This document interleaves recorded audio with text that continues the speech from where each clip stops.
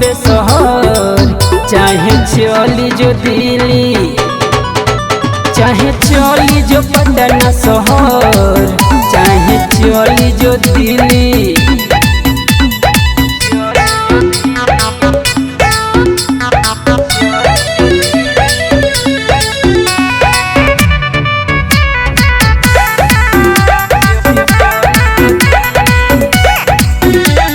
लाखों लभर बनैबे, सुख हमरा से ज्यादा न पैबे।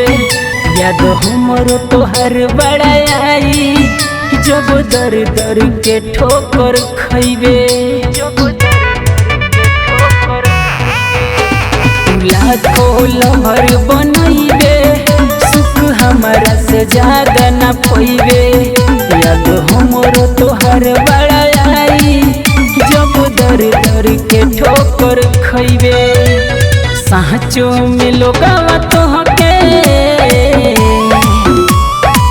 कहत रहे रंगीली, चाहे चली जो बॉम्बे शहर, चाहे चली जो दिल्ली, चाहे चली जो पटना शहर, चाहे चली जो दिल्ली।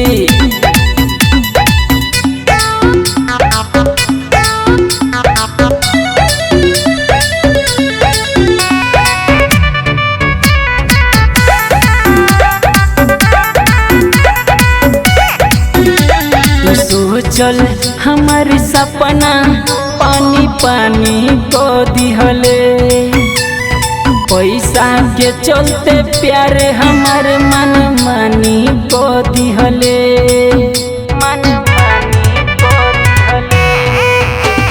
सोचल हमार सपना पानी पानी को दिहले, पैसा के चलते प्यार हमार मन मानी को दिहले। आदत बागों में जिए के, परदेसिया कहीं भी जिली, चाहे चली जो बॉम्बे शहर, चाहे चली जो दिल्ली, चाहे चली जो पटना शहर, चाहे चली जो दिल्ली। बुझले।